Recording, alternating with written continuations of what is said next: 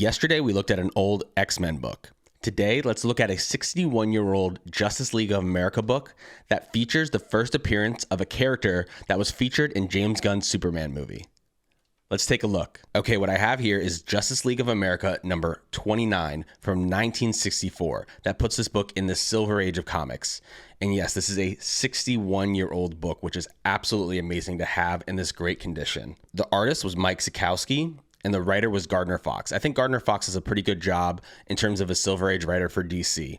So that's a pretty good creative team. Now, this book in high grade can be worth about $625. Mine isn't really high grade, it's more mid grade, so it's worth a little bit less than that, but I think I got a really good deal on this book. And I absolutely love this cover showing the Justice Society of America interacting with the Justice League of America, I guess through like from one universe to another. Now, what's really interesting is what makes this book a key. It's the first appearance of the Crime Syndicate of America. That's Ultraman, Owlman, Power Ring, Superwoman, and Johnny Quick 2. So essentially that's Superman, Batman, Green Lantern, Wonder Woman, and The Flash, but with different names. And what's really cool is that this is actually the first appearance of those characters.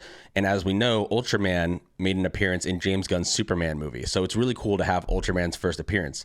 These characters are from another universe. They're from Earth 3, and they're basically, like I said before, an evil version of the Justice League. Now, what led them to becoming an evil version of the Justice League? Correct me in the comments if I'm wrong, but basically there was a set of different circumstances that happened in that Earth 3 universe that were different than our main DC universe that led to these characters becoming evil, especially Ultraman. But yeah, it's just really cool to have the first appearance of a character who is featured for the first time in live action.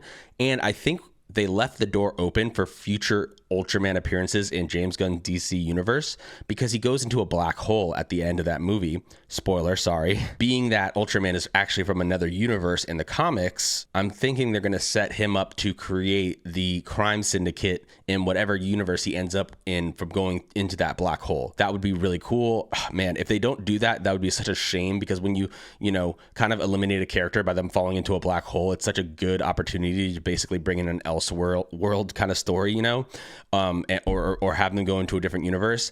And I think that would be the perfect opportunity for him to then go and create the crime syndicate. And then we'd have Ultraman and the crime syndicate. So I hope that's what James Gunn is planning for that, because I think that would be just really, really cool. But yeah, this is just a really cool 61-year-old vintage comic book to have in the collection in this great condition. I love that the cover features prominently the Justice Society of America and the Justice League of America kind of interacting. And if you want to read a good Justice Society of America run, I recommend picking up Jeff Johns' run in either trade or omnibus form. It's a really great read, and it's just really cool to have such an awesome, historically significant Justice League book in my collection.